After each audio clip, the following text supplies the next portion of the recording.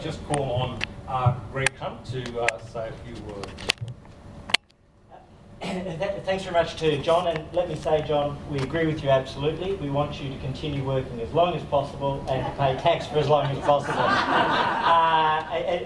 To Marianne, to Gillian, and I should say about Gillian that she is recognised by the Bureau of Meteorology as a registered force of nature. To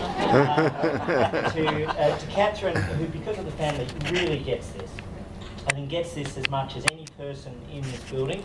And today's about nothing to do with sort of Parliament and politics. It's about getting a solution, and Catherine is part of that solution. I think it's important to acknowledge that. To all of the patrons, to all of the parliamentary members, in particular Mark Coulton and his staff who helped put this together, but especially to everybody in the polio community, I really want to say three things very briefly.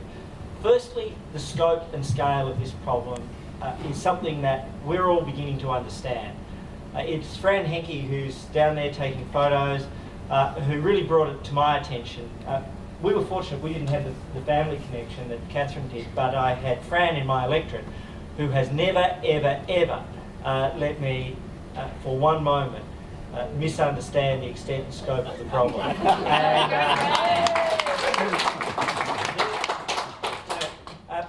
For late effects of polio, for post-polio syndrome, you know, the figures in this document are extraordinary, that there were 40,000 Australians who had paralytic polio and up to 4 million who were potentially infected. And what that means in terms of the lived reality that you have, and this brings me to the second point, is a very human issue now. Whether it is at the lighter end of the scale, fatigue, or whether it is muscle pain that is deep and real and chronic and you live with it every day, whether it's bladder control issues or all of the emotional and psychological challenges with constant pain, we are proceeding to get that. And I'm sorry if as a parliament we're a bit slow on the uptake, but we are getting it. So then the last point is where to from now.